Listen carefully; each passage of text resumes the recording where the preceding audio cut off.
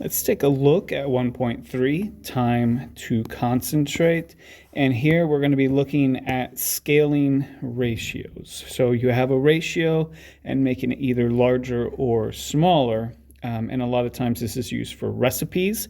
So if you have a recipe, like we've looked at recipes, for example, for mix A, where it took 2 cups of concentrate, 3 cups of water, and then that is what's considered a part-to-part ratio. So make sure you get that put in your notes, what a part-to-part ratio looks like.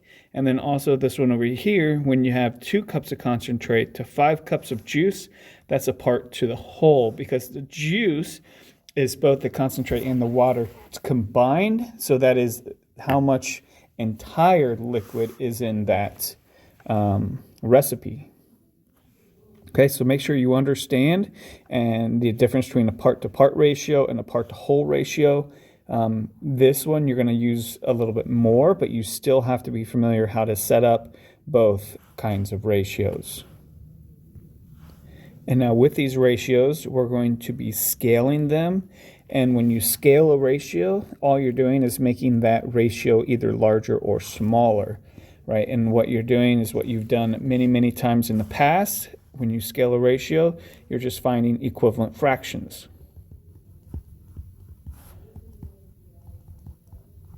But in terms of a ratio, like for example down here, if you look at the ratio of 2 to 3, 2 cups of concentrate and 3 cups of water, well, if we want to scale that, make it twice as big, you would multiply both of those by 2, and that's where the 4 comes from, and the 6. Or you could take this original times 3, and that's where the 6 and the 9. So if you had a recipe, or if you had a container where you would need 15 cups of liquid or of juice, right? You have a container that can hold 15 cups of juice. Then you want to scale it so that this is your new recipe. So it's going to taste exactly like this, but just it'll contain 15 cups of juice versus the 5 cups of juice. Okay, so now let's take a look at A. It says a typical can of orange juice concentrate holds 12 fluid ounces. So this, anytime they don't give you how many fluid ounces are in the can, assume that there's 12, okay? And the recipe says you can mix 1 can of concentrate with 3 cans of cold water. So, knowing that, how large of a pitcher will you need to hold the juice? Go ahead and pause the video, answer this question, and make sure you show or explain how you arrived at your answer, because you're going to be asked to do that on quizzes and tests as well. So make sure you practice that now. Okay, so looking at this, how large of a pitcher? So first of all, how many cans of concentrate are we going to need, right? So you have 1 can, then you're going to add 3 more cans, so you have 4 cans total. Each can is 12 fluid ounces, so 4 times 12, that gives us 48 ounces.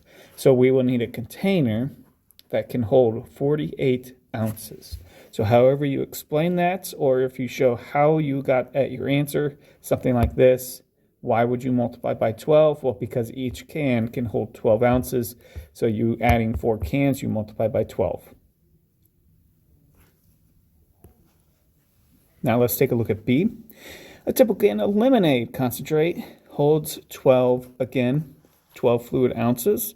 So the standard recipe shown below, you can mix 1 can of concentrate with 4 1/3 cans of cold water. First of all, how large a pitcher will you need to hold the lemonade from a typical can, and show how you arrived at your answer. And 2, the pitchers below hold 1/2 gallon, 60 ounces, and 1 gallon. Which one will you need? Go ahead and try this problem on your own. So pause the video, try this on your own, and then come back.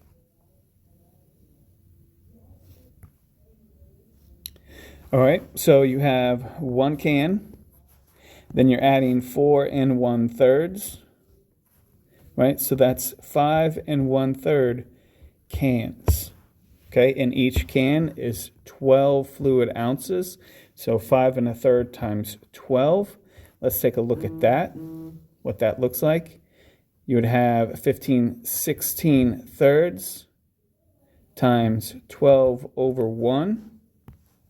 And the 3 and the 12 will simplify to 1 and 4. So 16 times 4, that gives us 64. So you're going to need a container that is 64 ounces. Okay, make sure you explain or show your work in a way that makes sense to a stranger, someone just coming up and reading your paper. Would they be able to see how you arrived at your answer? And then number 2, the pictures below won't hold that much.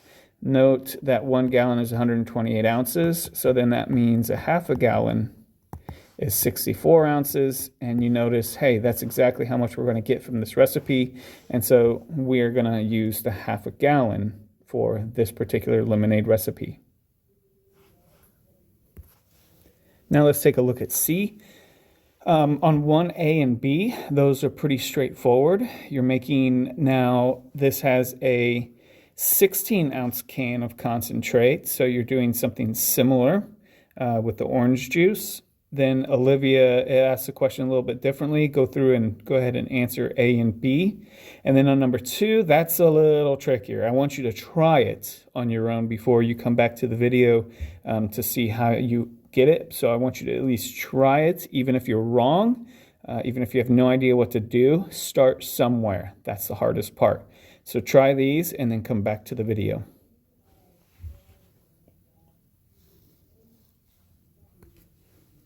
Okay, on C, it says Cece's making orange juice using 1 16-ounce can, right here, of concentrate. She's using the standard ratio of 1 can of concentrate to 3 cans of cold water.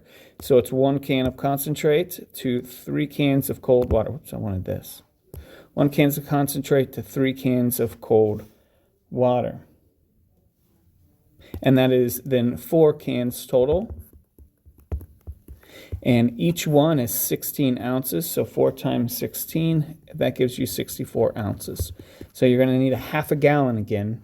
That's the size of pitcher you will need, either 64 ounces or a half a gallon. And then on B, Olivia has a 1 gallon. Remember, 1 gallon, that is 128 ounces. She uses a standard ratio of 1 can of concentrate to 3 cans of cold water. How much concentrate does she need, right? So if we look up here, we're adding to this. We want to add to this, so we fit it in a 1 gallon, which is 128 ounces. And you notice the 128 is twice 64 ounces, right? So that's your scaling. Scalar. Okay, so that's what you're scaling by, is times 2. So you're multiplying everything by 2. So if the original called for 1 can of concentrate, so now it's 2 cans of concentrate.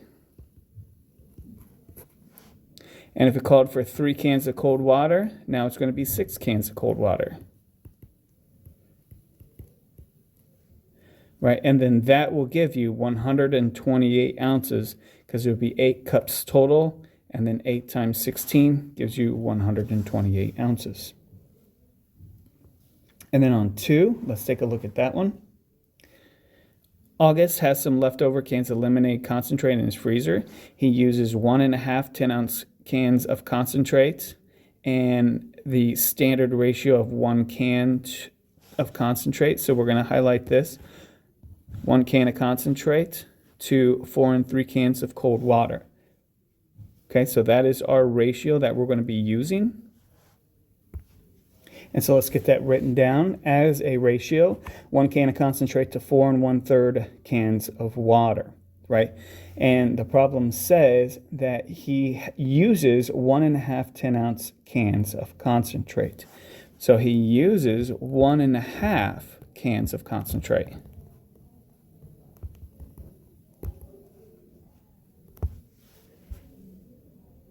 Okay, how large of a pitcher will he need? Well, we need to figure out, if he's using 1.5 cans of concentrate, how much water is he going to need?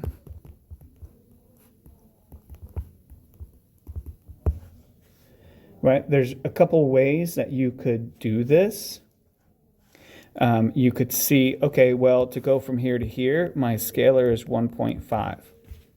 So I can take this times 1.5. And if we set that up, okay, so I'm going to take 4 1/3 times 1.5 or 1.5. Set them up, that would be 13/3 times 3/2. And nicely, those will cancel out. And then you would have 13/2, which we can rewrite that as a mixed number. That would be 6.5. So we're going to need 6.5 cans of cold water for this recipe. Well, because he found that much, and he wants to make as much as he can out of the 1.5 cans. So now, how big of a container is he going to need?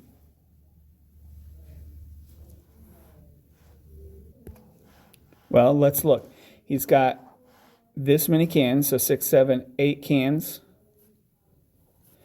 Each one is 10 ounces. So that's going to be 80 ounces of juice. So he's going to need an 80-ounce container to hold this recipe. Now let's take a look at part D. Otis likes to use equivalent ratios for Olivia's problem in C. Part 1, he wrote the ratios in fraction form.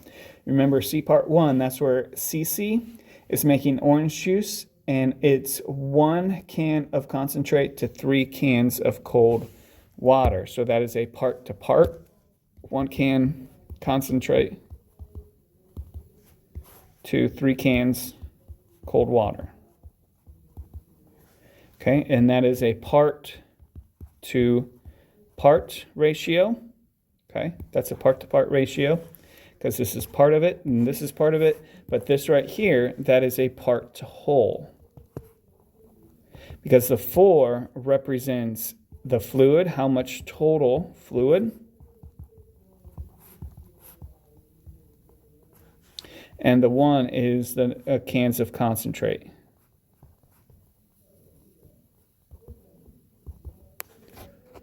Okay, so that answers part 1. What do 1, 2, and now the 128, we should figure that out from understanding that since this bottom number represents the total fluids, this one right here also represents the total fluid in this new recipe. And so the X is how many cans of concentrate are we going to need for this new recipe that yields 128 or 1 gallon of total fluids. That's what the X represents. Number 2, how can Otis find the correct value? So go ahead and try this one on your own. There's multiple ways to do this, but do this one on your own and then come back to the video.